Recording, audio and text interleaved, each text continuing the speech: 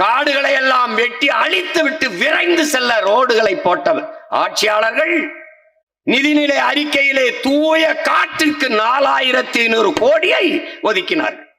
நீங்க 4500 கோடி தூய காற்றுக்கு எப்படி கொண்டு வருவீங்க? எங்கிருந்து வாங்கிட்டு வருவீங்க? அதை எப்படி தன் நாட்டு குடிகளுக்கு விநியோகம் செய்வீர்கள்? சூரிய தந்தை கடல் தாய் இருவர் இணைவில் புணர்ச்சியில் நீராவியாகி மேலே போய் குளிர்ந்து மேகமாகி தூய குடிநீரை வீட்டு வாசலில் கொட்டுகிறது மழை.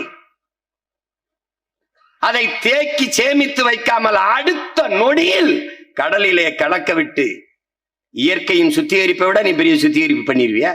கடல்ல கலக்க விட்டுட்டு கடல் நீரை சுத்திகரித்து குடிநீராக்கி தருகிறோம் என்று 50,000 கோடிக்கு பணம் ஒதுக்கிய ஆட்சியாளர்கள் கிட்டே நீங்கள் வாழ்ந்து கொண்டிருக்கிறீர்கள். இப்ப 4500 கோடியில் எப்படி காத்த வாங்கிட்டு வருவாங்க? யாரு காற்றை விற்கிறாங்களா? கடைசியா தண்ணியை வித்தான், இப்ப காற்றை விற்கிறேன்னு வந்துட்டான். காற்றை வாங்கிட்டு வந்து எப்படி கொடுப்ப?